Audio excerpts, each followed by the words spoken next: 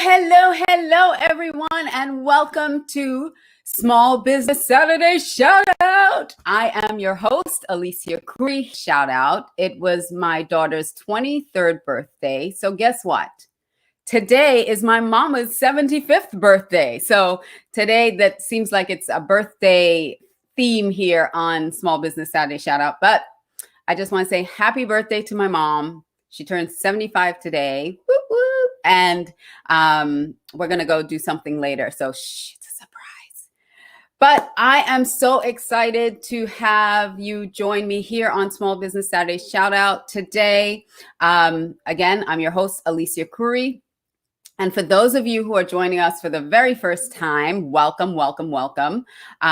This is a show all about highlighting your small business, getting the word out there about you and what you do. And also, as it's the holiday season, we want to make sure if you have a special, if you have, a Black Friday special, you have an event coming up, you have something happening in your small business that you want to share. You want to share whether you're B2B, B2C business, and you want to get the word out. Come have a shout out. Let's promote you. Let's promote your business. And it's not just for Saturday shout outs. We're also a Facebook community. So if you have not joined us yet on Facebook, let me just share that with you. You can come on over to facebook.com/groups/small business Saturday shout out. Join the community, share what you do with others. Let us all support one another. This started just as a way for me to support small businesses. And I want to build this community just so that we can all kind of support each other. If you're watching on YouTube, please come on over and join us also on Small Business Saturday Shout Out group on Facebook. But if you are there on YouTube and you have not yet subscribed to this channel, please subscribe to my channel. I would really appreciate it. We are at youtube.com/C/Alicia Couri. And so with all that business said, I want to let you know that today we have an incredible guest. We have two incredible guests, actually. But first up, we have a really, this is going to be such fun today. I can't even tell you. So thank you for joining us here on Small Business Saturday Shout Out. I am your host, Alicia Couri. And the very first person I'm going to bring up, his name is Kyle Thomas. And Kyle Thomas is the founder of Adora. So let me tell you a little bit about Kyle. He is a lover of the journey that comes with building and exploring amazing companies that want to make a positive impact on the world. Adora, a marketing agency and mobile charity app, is his day-to-day focus. For the past 25 years, he's run the gamut from bootstrap startups to exits. As a passionate storyteller, trusted mentor, father, and branding scientist, he's dipped his toes into many different industries and has fully gone down the rabbit hole into the marketing and philanthropic worlds. Born into a humble yet hardworking family, 4 generations of farmers and ranchers, he can honestly say that he was in diapers when he was first riding horses and picking up hammers. His blue-collar background has laid the foundation for his work ethic and evolution into the serial entrepreneur that we have on the show today. So I would love to welcome to the show, Kyle Thomas. Thank you for joining us today, Kyle. Hey, everybody. Hey, and it's amazing to be here. I'm excited. It's a little chilly, so I'm pulling off the Gary Vee look a little bit right now, but I couldn't pass up the chance to stick this in the that in the background, so that I can tie it into a story later. We can tie it into stories because that's your thing, storytelling.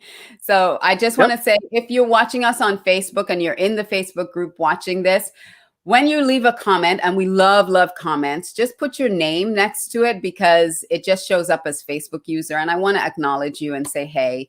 And I also saw that Chaz said, wahoo. So thank you, Chaz, for joining us today.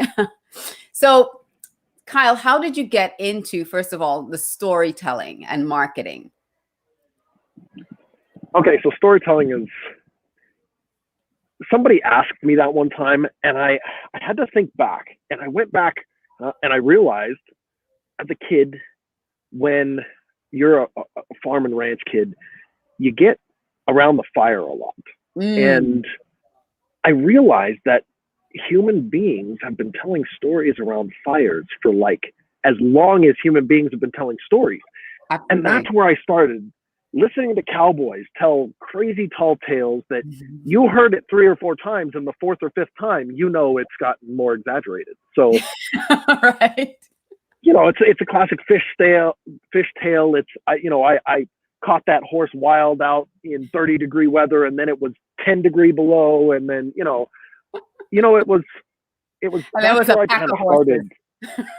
It was all of a sudden I caught one horse and I took the entire pack with me because I got the stallion, I got the alpha stallion, and all the horses came. Yeah, so I started with storytelling then, and I grew up around cowboys. I grew up around storytellers. My grandfather was a storyteller. My dad was a storyteller, and it was one of those things that I didn't really realize how powerful stories were until I realized that that's how our history has been passed down for most of human existence. Absolutely. Absolutely. So we're literally wired for storytelling, which is cool. Yeah, it is in our DNA. And so what exactly does Adora Creative do? So it's funny, we have what's called an all the things tab on Adora Creative. So it's really cool, and this is one of the reasons why I love being by the carousel right here, because the kids, and I'll tie that in later, but this is almost, I didn't stage this. So when you go to Adora Creative, there's a little button up at the top that says all the things. So we have an amazing community of over 12,000 contractors and specialists in industries and in disciplines. And it doesn't matter what you choose, we can find someone who has the experience to help you and your small business, kind of just go to the next level. The biggest thing is that most of us, when we try to become amazing at something, it takes a lot of hard work and dedication, which means we're usually not as good at other things. Right. And it's okay to ask for help. It's okay to reach out and say, hey, I need an expert.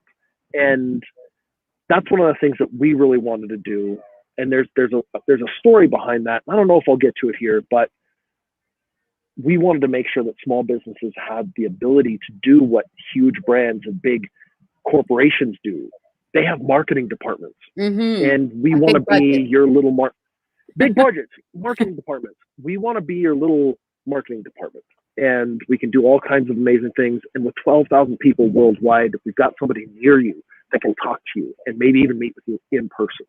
So that's Adora Creative is about helping you in the areas that you need help in, and allowing you to lean into the brilliance and the genius of who you are and what you've spent your life passionate about. Yes. I love that. I love that, because as small business owners, and that's why when I first met you, I said, you have to come on the show, because as small business owners, we can't do it all. And marketing is out of a lot of our wheelhouses. I mean, I started in marketing, but it's out of people's wheelhouse what to do. The marketing, the branding, the storytelling, who is my ideal client? How do I speak to them? Social media, what is all this It's stuff? hard. It's a lot. It's hard. And the interesting thing, and I think people take this for granted. So I started off in marketing as well, like from a business perspective. And then I went into and built a couple of companies and sold a couple of companies. Well, and it failed more often than I succeeded. But the reality is that when I came back to marketing, two things. I realized two really important things. One, I was out of practice.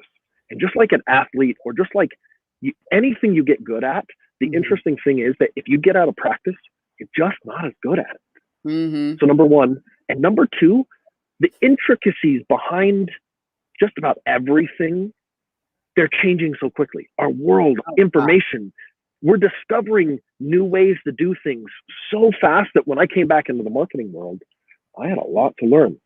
So that's a challenge. And it's one of the things that I encourage people not to feel bad about. When they come back to something they were once good at and they haven't done it in a while, hey, don't worry about it. It's just like if you were to go out, just like riding a bike, or if you were an athlete and going back to the gym and saying, hey, I want to get back into competition shape. It doesn't really matter because you know that's going to be a journey. You know that there's going to be a portion of time where you're not as good as you once were. And that's okay. Yeah, that's so true, because and if you jump on a bicycle and you haven't ridden it in 20 years, you'll be a little wobbly at first, but then you'll get the hang of it. And the thing with marketing, you're absolutely right that things are changing so fast, especially social media, and keeping up with all the different algorithms and the different changes, because things change so fast. And what worked last week is not going to work this week, so you really need an agency or somebody in the know that can help you navigate all of that. And it doesn't have to be us.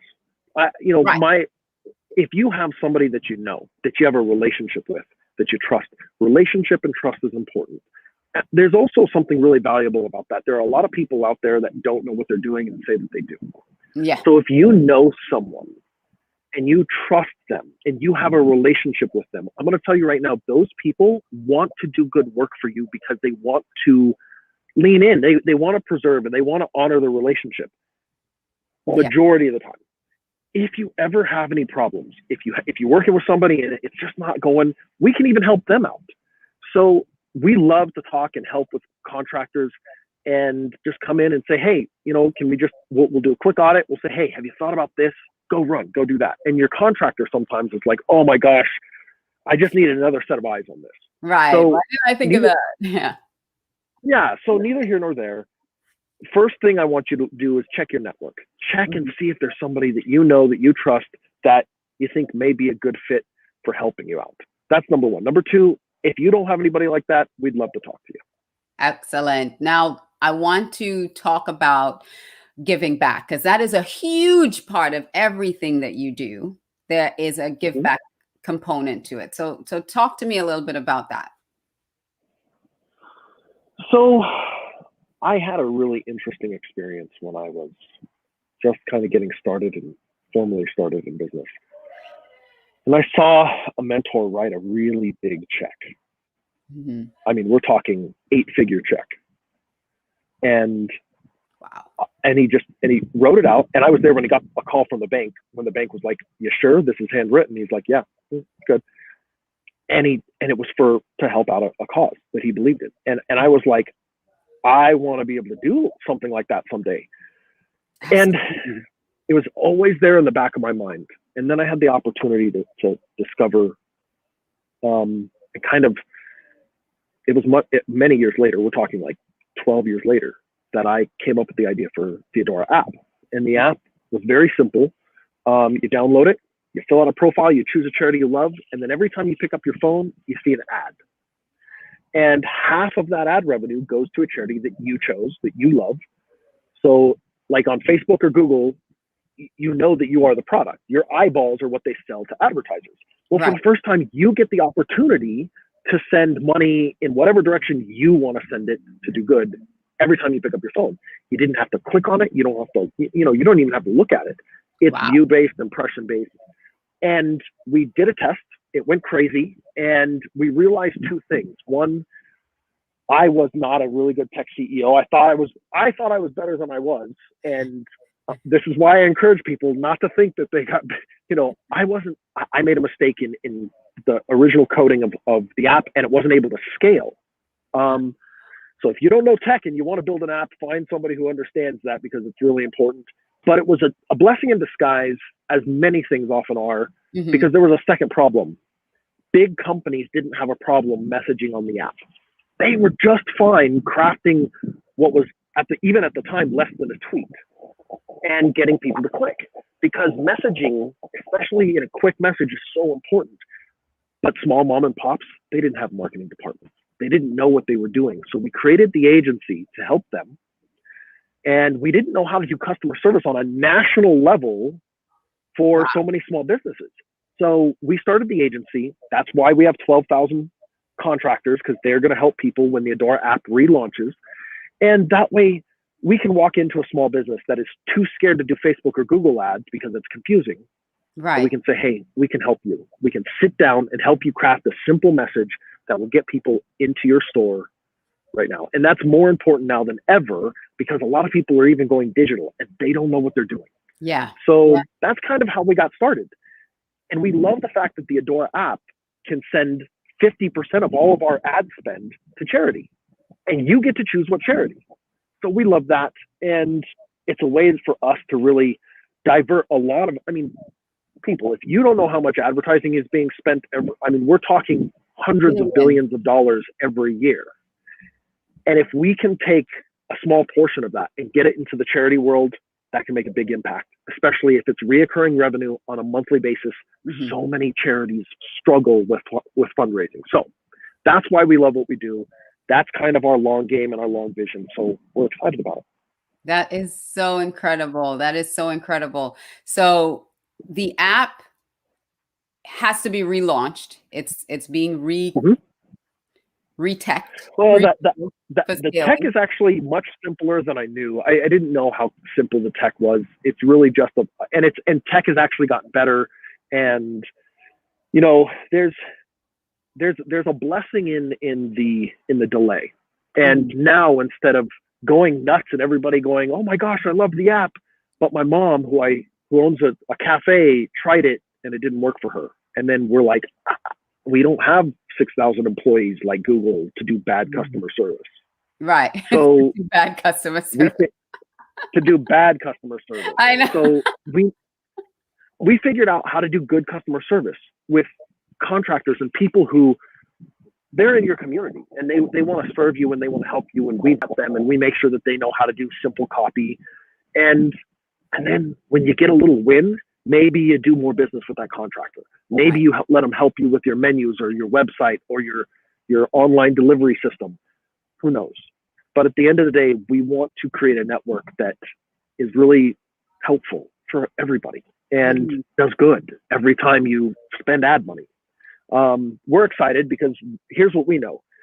If Nike or Jaguar or BMW or Mercedes or some of these big brands, if they decide they want to go advertise on Facebook or Google and say, hey, let's put another $1 million into Google ads, they're never going to do a press release about that. Yeah. But here's what I'm excited about. When they turn around and say, hey, we just put 10% of our ad budget into the Adora app, we're excited because half of that money is going to end up in charities. We love that. We're excited to get, we want brands, because most people look at brands and capitalism as, big, bad, huge corporations. People work at corporations. Mm-hmm. And I can tell you right now, there are so many people that are working at a big corporation because they're getting paid well. They're taking care of their family, but they would love for their corporation to do more good. This is an easy way. Danny says, hi. Hi, Danny. So that's what I'm excited about. I'm excited to get businesses thinking about that more. I'm excited to get everybody thinking about doing good even more. And I'm talking on a day-by-day, moment-by-moment basis. So that's what we're really excited about. And we couldn't need it more, especially with all of the, it's been difficult for small businesses. It has. Being able to help them, and we have the ability to help. And thank you so much for having me on today and for all that you do to spotlight small businesses, because, we need more people who are willing to lift each other up, and you're doing an amazing job. Oh, by the way, happy birthday, Mom. And, my mama. So this is amazing. I really appreciate you having me on. But that's really what I'd love to do. I'd love to get more people thinking about doing good on a daily basis. Because it doesn't take away from what you're doing. It absolutely doesn't take anything away from what you're doing. And it's so easy to do that. And much like you, I have a heart for giving as well. And which is kind of why this also started. And I love storytelling, because I think that's the best way to connect to your audience. And people sometimes don't know how to write copy.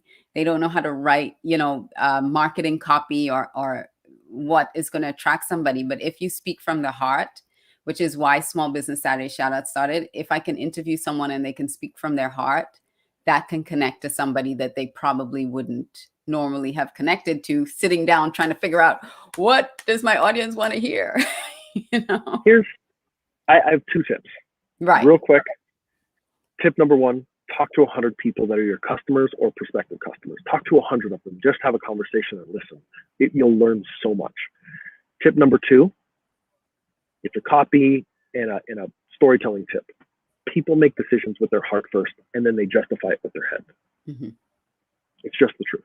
Yeah. If you can help someone emotionally understand why what you're doing is good for them, and if it's not good for them, it's not going to connect. Exactly. But if you just speak authentically about how what you're doing can help them, what problem it solves, how it makes life better for them, you're going to connect. Yes, I totally agree. Totally agree. So I hope you wrote down those 2 tips, because that's gold right there. and you're getting it from someone in the biz who's doing this every single day. So what are you doing? Is there anything else that you're doing that other people should be interested in, or they can support you in some way? So right now, one of the things that we're really focusing on is we've got something top secret we're launching. Stay tuned, because we got something cool. I think I talked to you about it when we actually connected recently. Yeah. We're almost ready to launch that and get that out into the public. December 1st is Giving Tuesday, everybody. So here's what I want you to think about. Right now, we're getting ready to have Black Friday, Cyber Monday, and we're getting ready to spend a whole lot of money on ourselves and our friends and family. If I could encourage anyone to do anything right now, is find a charity or cause that you love. Find out what they're doing on Giving Tuesday. Most of you don't know that you have a state tax credit, and you also get a federal tax credit of up to 10% of whatever your tax burden is, and you can give. Please reach out to something that you're passionate about. One of the other things is contact the charity. Ask them if you can volunteer. They get a lot of volunteers this time of year. So while they may still need volunteers this time of year, I would also encourage you to ask them, when is their slow season? When do they need volunteers most? And sometimes, when do they need it the most? And then put it on your schedule to come back to that charity and volunteer when it's not really top of mind for everybody. Right. So go find something that you're passionate about. Be willing to hop on social media, possibly, for that charity and tell your story, why you're passionate. Because your story about why you're passionate about that charity or cause brings awareness. A lot of charities, they're so focused on doing good, and then they're focused on fundraising, that they don't do a great job of marketing. We love, if you talk to that charity and you look at their website, you look at their social media, and they need help, connect them with me. Mm-hmm. Matter of fact, after this, you're going to put something down there. If you have a charity or cause that you're working on, that you're working with, you can put it up. It's basically adoracreative.com. Let's see, bam, /Kyle Connect. Yes. And if you have a charity that you love, maybe you're on the board, maybe you volunteer with them regularly, maybe you just love them and you don't do as much as you could, but you're going to, connect them with me. Take that down and get on. I'll talk to them. I'll talk to you. And I would love to help as many charities as I can, and as my team can, get more prepared for what's actually really hard right now. Whenever there's, Stacy wants to know about the carousel before I get kicked off. So I have a personal thing that, so now that we're done with that, I have a personal, I didn't know if I was going to get to it, but I have a personal kind of my cause, the thing that I love the most. Everybody has their own cause, and Adora is kind of agnostic. We try not to push causes one way or the other unless we have a campaign. So when I was looking at, somebody asked me what my direct cause was, and I have quite a few. But I started thinking about what I wanted to leave behind, what I wanted my legacy to be. And by 2025, it's my goal to have 1,000 once in a generation kids. We're talking about brilliant, savant level, amazing children who do not have the resources to really pursue their passion. They come from underprivileged families. Maybe, people don't realize there are still orphans in the world. Mm-hmm. There's a foster system. There are foster parents. There's kids that don't have the resources. I want 1,000 of those amazing, brilliant, once in a generation kids. And I want to be supporting them financially by 2025. I want to help them. I want to get them music lessons, tutors, mentors, instruments, cleats if they're amazing athletes, or if they're just heart-centered, heart-led, amazing, going to be amazing leaders, getting them mentors. That's my desire. I love to see the wonder on a child's face. There's nothing more amazing than when you watch a kid get on a carousel for the first time. I know. And just watch their face. Or Christmas lights. Or like you, and as adults, I think we lose that a little bit. Mm-hmm. And I love watching adults walk into Disneyland. Because all of a sudden, if they've ever been there before, they're like, oh my gosh. And you see just almost that little child come back out in them. And there are so many children out there that are just brilliant, amazing. They can change the world if we just support them a little bit. Yep, absolutely. I totally agree with you. Absolutely. And you watch that wonder that you watch a kid hop on and start doing something they're passionate about, they're great at, they start getting there's nothing better than a little confidence because I'm good at this. I can do this. You need to connect with Stacy after this because that's Stacy's heart is children. Her Gymagination is all about kids. Plus she is a cancer survivor. She's a heart attack survivor. So the Cancer Society she supports, American Heart Association she supports. So you and Stacy need to connect after this interview. For sure. She's holding up thumbs up too in the green room. So I think you guys would really connect really well together. But I hope you could stick around at least for a little bit to hear her story, at least a little bit. I know you're super busy in what you're doing, but I'm so thankful that you hopped on with me today. And I'm just going to put how people can contact you again.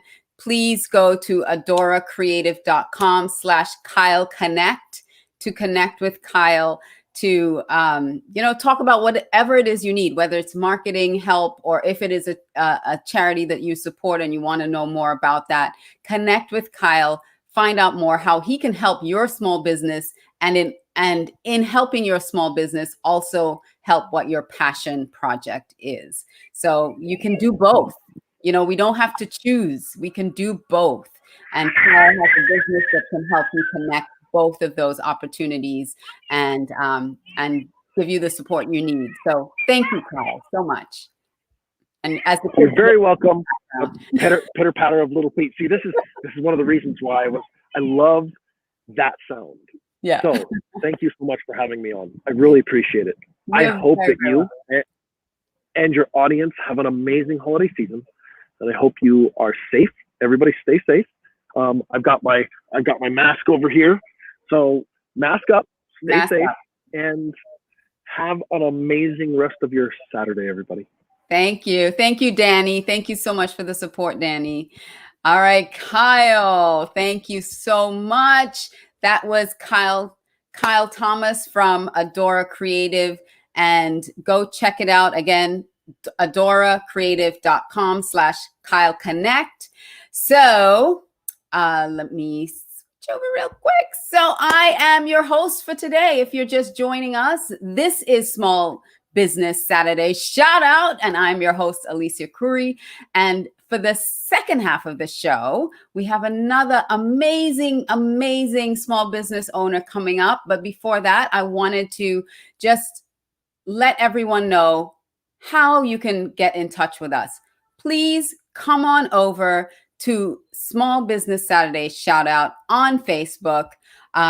Be a part of the community, whether you have a B2B, B2C, whether you're a coach, a speaker, an author, if you work only with small businesses as a consultant, or if you have a brick and mortar small business, you're welcome too. I mean, our next guest has a brick and mortar. So it's not just about small businesses that are solopreneurs, but any type of small business. We want to shout you out. We want to give you a platform so that you can share your message to your audience. You can share who you are, what you do, how you serve your audience. And you can also come join our community, interact with other small businesses. Kyle is in there, our last guest, and he was talking about his agency that helps small businesses to market themselves. So come on over and join Small Business Saturday. Shout out.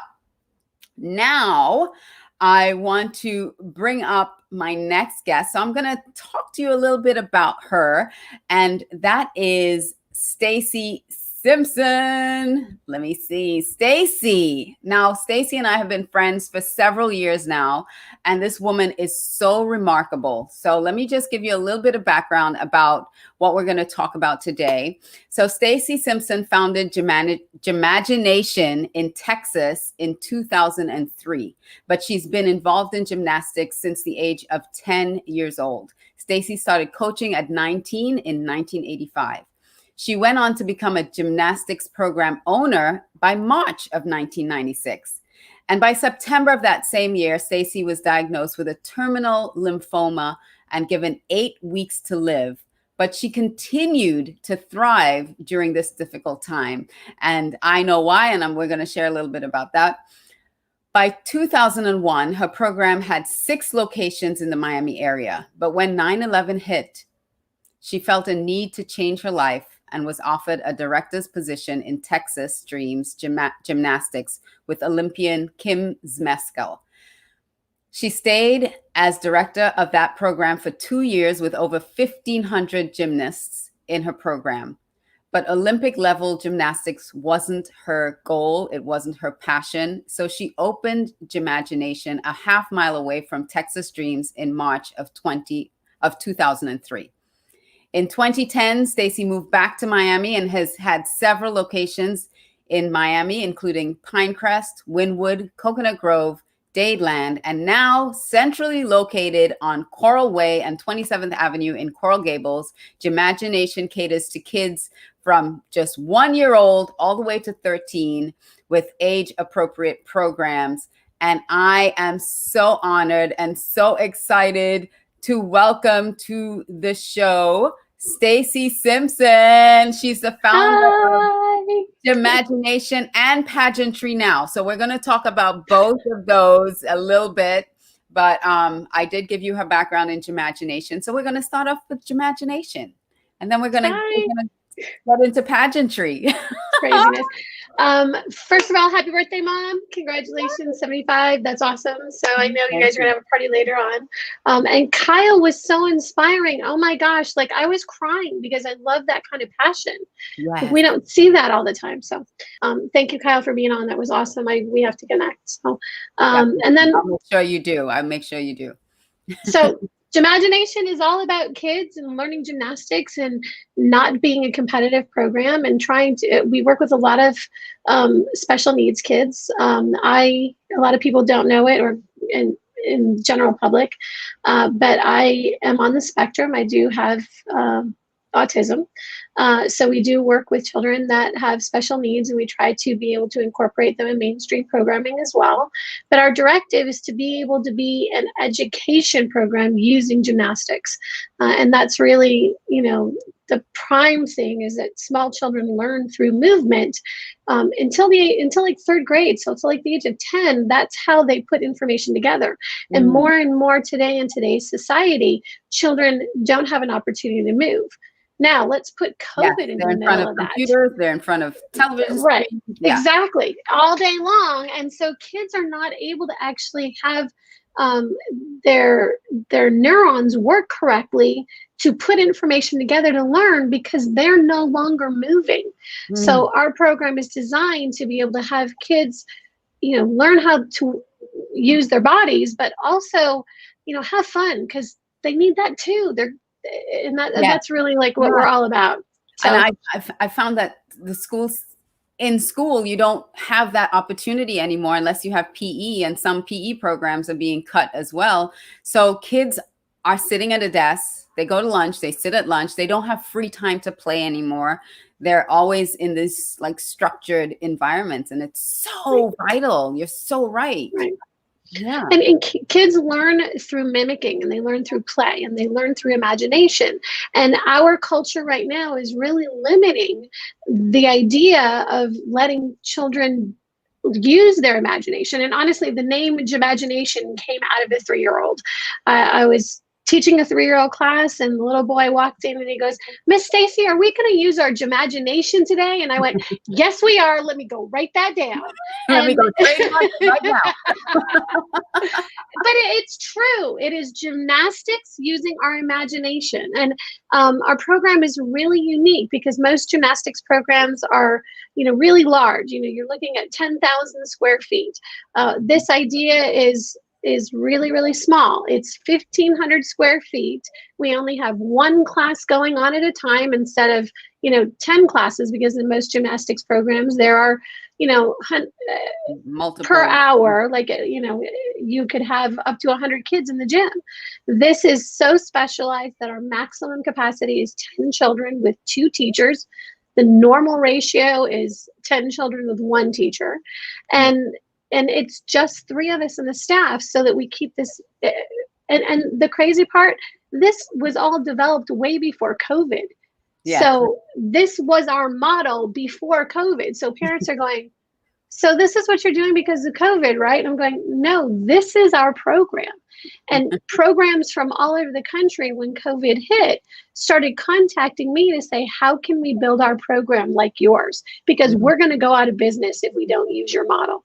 Wow. And that's where we're at right now. You're ahead of the curve, my love, ahead of the curve. Crazy. And we also use, your parents are not allowed in the gym, but we use Zoom. We were using, before that, Periscope. We were using technology that I used doing pageantry now to actually make our gym work, so parents could still see, hear everything that's going on and have it be interactive, but not be in the room, because a lot of times a child won't be a child. Oh, thank you, Danny. That's so sweet. But a child sometimes gets intimidated when they see their parent, because it's like, "Oh, mom's watching. I have to straighten up. I have to do this right. Right, exactly. Yeah. And there's pressure. And sometimes parents, let's face it, there are parents out there that are very focused and they like their child to be a certain way, or they think that their child is going to be the next Olympian, and they're coaching from, the sidelines. And I'm like, let me be a coach. Let me take your child. And I went to school for that. When I started coaching, I didn't think that was what I was going to do. I was going to school to be an attorney. And as I started to go through school, I was 12 credits away from my bachelor's degree in international relations, because I wanted to be an international attorney. Got accepted to law school, and I went, "I don't want to do this." And look, I think it was the best decision ever. It was, because this has kept me alive. This is my passion. This is what I love. Children are our future. Let's go back to when you were diagnosed with terminal lymphoma, because that's what kept you literally alive. Right. Talk about that. The doctors told me, you've got 8 weeks to live. You've got to quit doing what you're doing. You're going to be at risk. You can't be around children. If you are, you could catch something and die. And I said, no, I can't do that. If I stop doing what I'm doing, I had just bought this business. I had invested my life into it. And they set me up with a therapist, and the therapist said, "We really need to talk to you. We think you're in denial." I'm like, I am not in denial. I wholly understand what you're saying to you. What I need to know is, how do I explain to a 3-year-old why my hair is falling out and why Miss Stacy has to keep running to the bathroom? And we did. We were honest. I didn't wear a wig. I explained to the children, Miss Stacy's taking this black yucky medicine. She's got a really bad cold that's going to make her really, really sick, but this medicine is going to make her better. But that means sometimes Miss Stacy's going to have to run to the bathroom. Sometimes she's not going to feel good. Some days she's not going to feel good. But and I didn't realize it was for me, but it was for them. And it did keep me alive. I mean, the doctors were amazed. I did a trial medication. Within 4 months, the tumor that was the size of my hand attached to my heart. So we're talking, this was the size of one tumor. The other tumor went from the tip of my shoulder and wrapped around my neck. It was literally strangling me to death. Wow. But within 4 months of this amazing treatment, the tumor was gone. Yay. And then about 6 months after that, one of my students' fathers was diagnosed with cancer, and they sat down to tell him, that he had cancer. And he goes, "It's okay, Dad. You're going to lose your hair. You're going to get sick. You're going to vomit. It's going to be fine. Miss Stacy did it, and you can do it too." Wow. And that moment was where everything that I went through made it so worth it. So, Wow. and we have ongoing issues. I've had 2 other cancers since then. I have heart failure because of the original treatments. And then I got hit by a truck training for a triathlon, raising money for the American Cancer Society. So there's my life. Such a survivor. Every time you Like tell the crazy story, life, right? I'm laughing not because I'm insensitive. It's just so unbelievable. I laugh at it. So in awe of you, like it's like, wow, you're going through all this, you're training for a triathlon, and you get hit by a truck. Right. But getting hit by a truck and getting pinned under a truck saved your life again. Right. Well, but not, yeah, because first of all, that really, they told me the only reason I survived that was because of gymnastics, because I had kept, I did gymnastics this whole time, my whole life. So we're looking at 43 years, 44 years. So they said that if it wasn't because of what I had been doing and everything that I'd continued to do, that it would have snapped my spine. So, because the handlebars went into my abdomen, like, and then they realized that your heart, right, because of that, they found the heart failure, right, while in the hospital. So. They found the heart failure. They also found that I had a 90% blockage to my heart, which was caused by the radiation that they wouldn't have found. They said that I would have probably just dropped dead, like with all the training that I was doing. So, craziness. It's crazy. And the way they found my original cancer was a car accident. So go figure. And a car accident allowed them to find your original cancer. I noticed in your bio, March and September are very important months in your history. Everything happens in March. And March or September. You are correct. So this year, March, COVID hit. And in the beginning of March, I went to the hospital having problems with my heart, and they accidentally put me in the COVID unit. I did not have COVID, but in September of this year, my mother passed away. Like it's the cancer. March and September are months that are very significant for your life.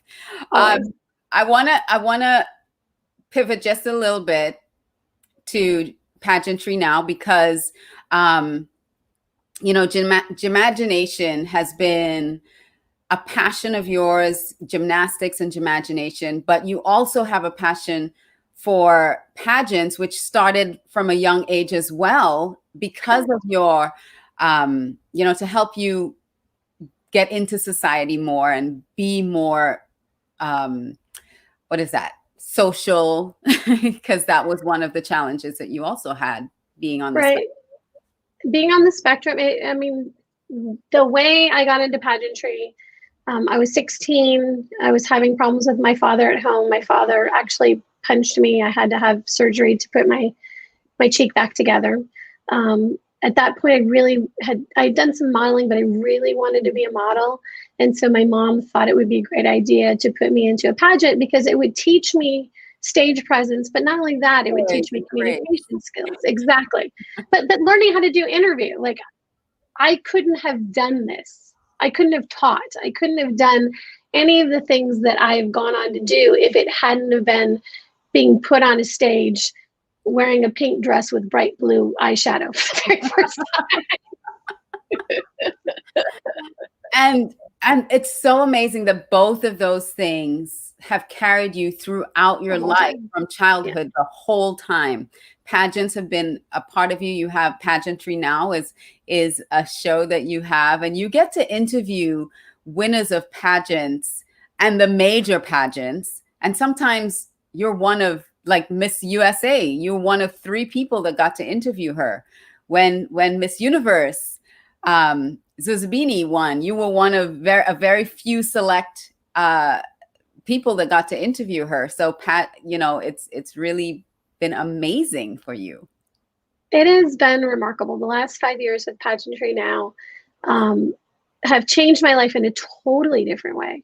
And it's weird because I live this very strange dichotomy of being a gymnastics teacher and doing what I do there, and then, putting on makeup and going and doing pageant.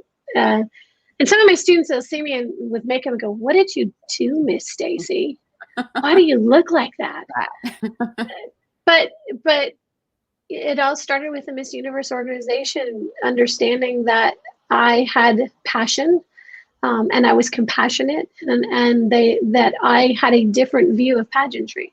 Up until, and most often here in the United States in the last, I'd say decade, 15 years, pageantry has been looked at as, oh, that thing. And it really hurt me that people didn't understand how hard it is to compete in a pageant, but also the amazing things title holders do using a crown and a sash to change their world, as you have found out as a title holder. Like, it is super hard to get on a stage and let people tell you you are not good enough. Oh gosh, that was my struggle. That was my struggle, right? Making the decision to do it, because when we met all those years ago, you had just entered. I had your title. You had my title. Yes, which I have to give up soon.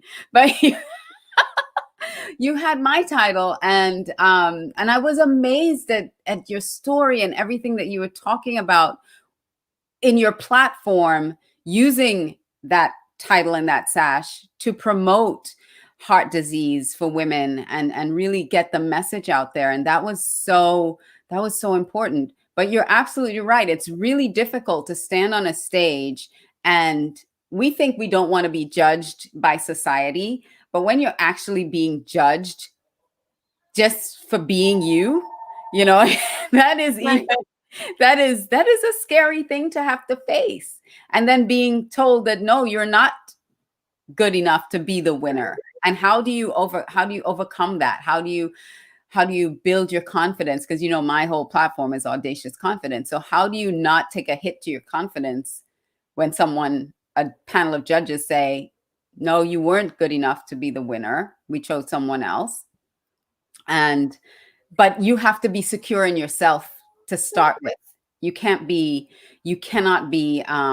using that to validate you in any way, shape, or form. And that was the decision I had to make. So, well, and honestly, I didn't win my first major title until I was 35. So I started at 16. I'd won local titles. I'd won a couple of state titles, but I'd never won a national title. And for anybody that doesn't understand, there are way more pageants than just Miss USA, Miss America, Miss Universe. But I have no idea. Hundreds, probably thousands. Thousands. You have to find the one that works best for you. Yeah. And it wasn't there. Exactly. And in the beginning, having that kind of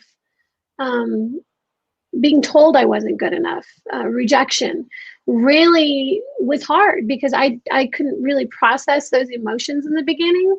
And honestly, I competed for a few years as a teen, as a miss, and then as a missus, and then took a break because I just wasn't finding that I was being successful.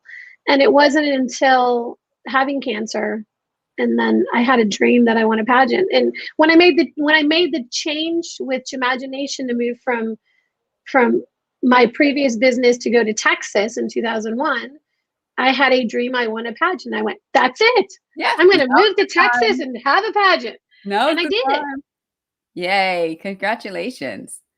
And I love that many people don't know this, but I've interviewed you a few times before, and you give your crowns away to Yeah, you share your crowns with young girls, and that is so beautiful because everybody thinks you have to give the crown back, but no, you get to keep your crown, but you've kept just certain ones, and you've sewn it into other young girls' lives. That's beautiful. The most recent one is actually, I'm a title holder now. I'm Mrs. Perfect Glamour International. My sister Queen was diagnosed with stage 4 cancer in the middle of her reign.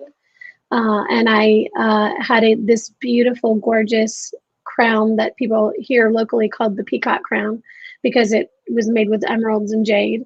And I walked into the hospital room and I said, "This is your strength. I'm giving this crown to you so you are queen over your illness. And this, anytime you feel sick, you look at it and know that I had stage 4 cancer and I overcame it and you can too." Wow. And she was given weeks to live over a year ago, and is still fighting and still doing everything she can, and being a 10-year-old girl, which I think is so remarkable. And she's my hero this year. It's unbelievable. So, but I only have 4 left, so I have them on display, and then I have my replica Miss USA crown. So. Wow. So beautiful, so beautiful. I actually, got goosebumps listening to you. Yeah, Danny says that's awesome. You're amazing. So Thank you. really is. And I'm just going to Kyle is still on. He says, "I love stories like this."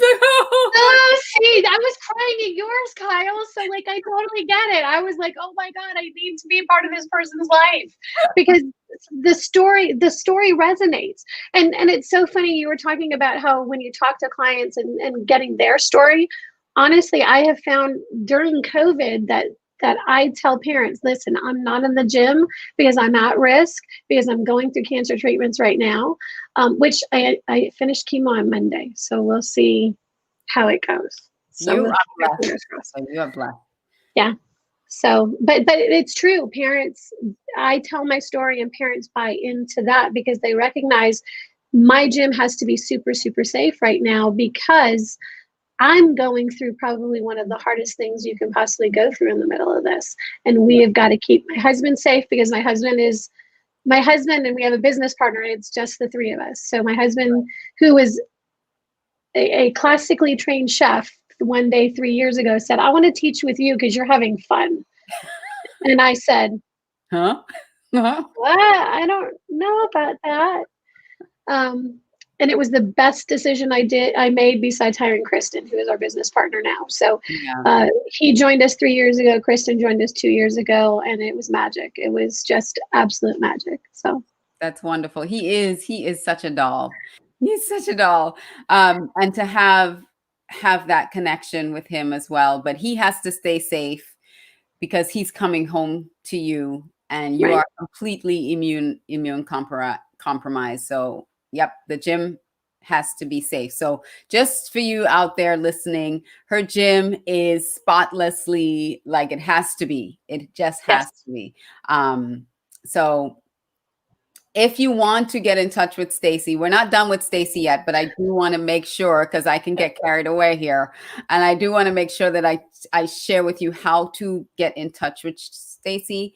I thought I had it here, but I'm going to put it back again because it is Gymagination.co, right?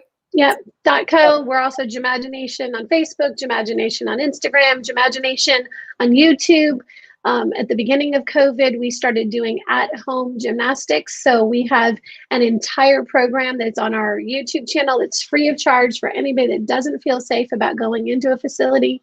You can go to our YouTube channel and there's exercises for children ages 2 through 13 that you can still be doing. Danny, thank you so much. I appreciate it. And my current chemotherapy is to actually keep my cancer in remission.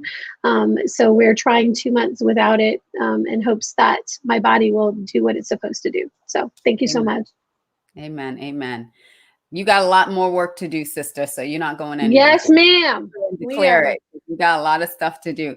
And can we talk about the little thing you told me about before we got on the air, or is that like a no? Not yet. I can talk a little bit about it. So for anybody that is in the pageant world that follows me and you know about pageantry now, or even if you don't, starting on Monday, there is a brand new streaming channel that is being released called VIP Pageantry. It will be available on all of the major streaming networks. So Roku, Fire Stick, online, everything. So they every Apple TV, all of the major everything. And VIP Pageantry will be highlighting. It'll be like HD TV for pageants, which the intent is to try to bring positivity to pageantry, which is what pageantry now is all about, and to show us what really happens behind the scenes and what goes into being a title holder. So there will be coaching. There's a coaching channel. There's going to be a photography show. Like, yeah, that's so much. Yes. Gowns. Oh my gosh. Yes. And my new show is called The Crown Table. And it will be a kind of like The View, but the intent is where it's myself and Layla Rose. We're the two hosts. And we will have guests on, and each week or each episode, we're going to talk about different parts of pageantry. So our first episode starts filming this week, and it's going to be focusing on Mrs. Pageants, but we'll do one on Ms. Pageants, we'll do one on teen, one on coaching, one on purchasing a gown, so that people can see all of the intricacies that go on behind this crazy thing called pageantry. Yes, because it's insane.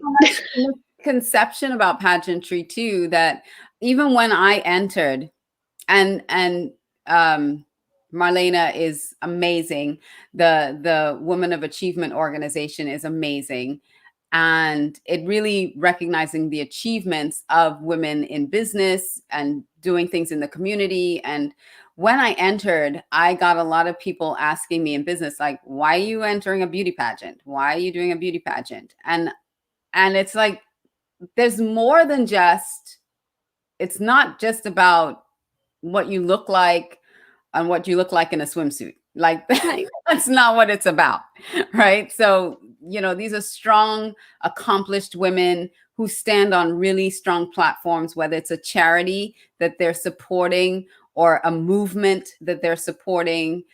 They're out there doing something in the world, and it's about recognizing those things as well. So I think there needs to be some of that misconception about pageantry dispelled. So that's really the intent of this channel, is going to be helping to help people find.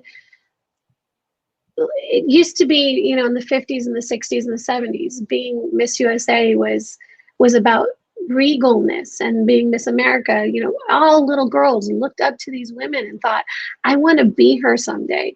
And somewhere in the 80s and the 90s, it lost its luster, and it lost the meaning behind it. And it's very strange, because it's more specifically the United States, whereas in South America and Asia, pageantry, you are a queen for. Yeah. It is crazy. I mean, I had the amazing opportunity to interview Catriona Gray, who was Miss Universe 2018. And I mean, of course, I got to interview Zazibini, who's Miss Universe currently, but Catriona was from the Philippines. And I did my live, and over 50,000 people were in the live as I was doing it, because in the Philippines, she is their queen. Yeah. And so we need to bring back that feeling of, I had the opportunity to interview our brand new Miss USA, who was crowned on Monday, Asia Branch, and I interviewed her on Thursday. And I felt that people are not seeing her for what she really is. And I felt really sad, because here's this amazing, accomplished woman that has her degree in marketing and is really trying to be able to make a change. Her father was incarcerated, and so her passion project is trying to help children of families that have a parent incarcerated, and trying to change our prison system in a positive way. And people are not giving her that kind of understanding. And I really, it makes me sad to think that here, our previous Miss USA is an attorney. The one before that, I don't know what Sarah did. Accomplished, but super accomplished women. So educated and have so much to give, not just walking around wearing a crown. They have these platforms that they are really passionate about changing the world, changing the opinion of changing systemic things. And I think that was one of the messages in the whole pageant organization, the whole life of pageantry from even when I was young, that people missed, that they are that year that they're crowned, that they are tasked with going out and doing something to change the world. And I feel like, well, with this channel, it's great because nobody really followed the winner throughout the year to see what's happening and what's going on and where she's going and what she's doing. We hear that, oh yeah, she's going to do all these things for the year. And then when she's giving back her crown and they're saying, this year has been a remarkable year. I got to do this, I got to do that, but nobody's seen any of it to really impact them. And it goes back to stories. What Kyle was talking about is there isn't an opportunity to share those stories in a really significant way with everyone, for people to see what Miss USA does, what Miss World does, what Miss Universe does, what Miss Woman of Achievement does. It does. So I think this channel is well needed for the pageantry industry, and it's about time. Thank you. That's what I've been saying all along, is that why, and honestly, my vision when I started pageantry now was it needs to go bigger. It needs to go somewhere because, and like you said, and also too, what are they doing after their crown? Where are they? Where are they now? We know a Miss Universe that lives here in South Florida, that Michelle McLean, who was Miss Universe 1982, I think, from South Africa, but she lives here in South Florida and is using. She helped fight apartheid in South Africa. She has used her title continually trying to change the world, and we never hear about those things either. Like how is that not possible? Right. Well, we're making a change, and we're going to see some amazing things happen. And like you predicted, we're going to go over time because we did. I'm sorry. I know we're. Apologize. No, but your story, no apologies, because your story has so many facets to it that it's hard to get it into a 20-minute segment. It really is. There's so much going on.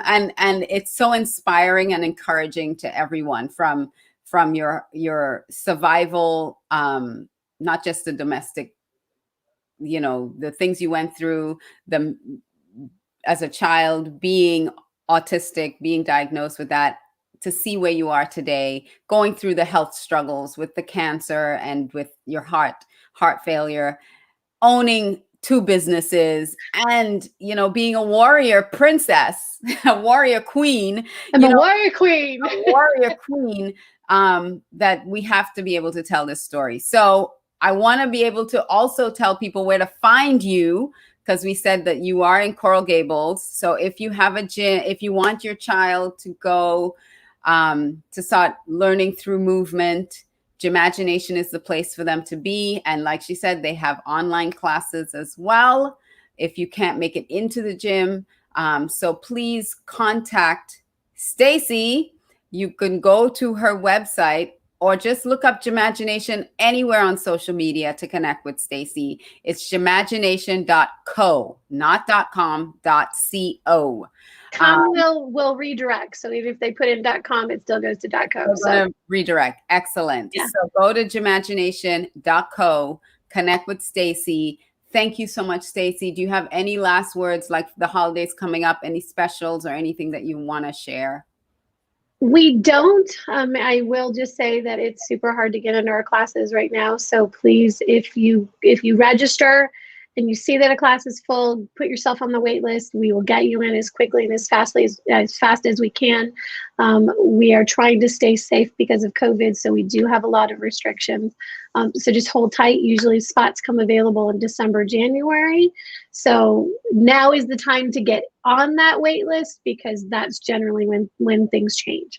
And thank you, Alicia, for this opportunity. Thank you for doing what you do for small businesses and being such an inspiring woman that is really, you are changing your world, and so few people really see what you are doing. And I am grateful every day for what you do, but for our friendship as well. So thank you so much for this.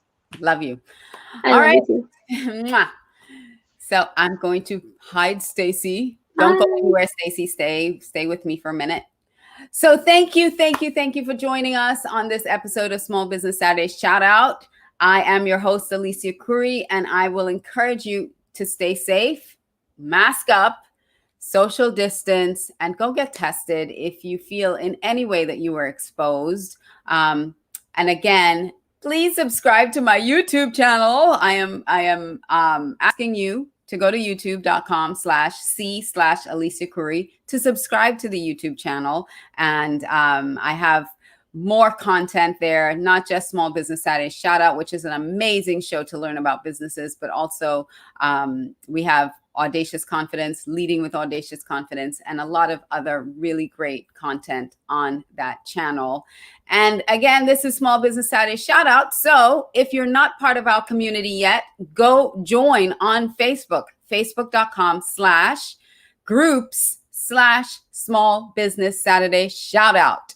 And if you want to shout out your business, please join the group, put a message, introduce yourself and say, I want to shout out. Let's connect so that I can get you on the show, because you get this video at the end to promote for your business. So go right ahead, join the group, reach out to me, and let me get you on the show on a Saturday, especially if you have something coming up for the holidays that you want to share.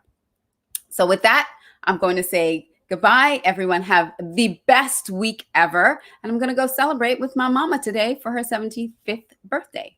Bye, everybody. Mwah.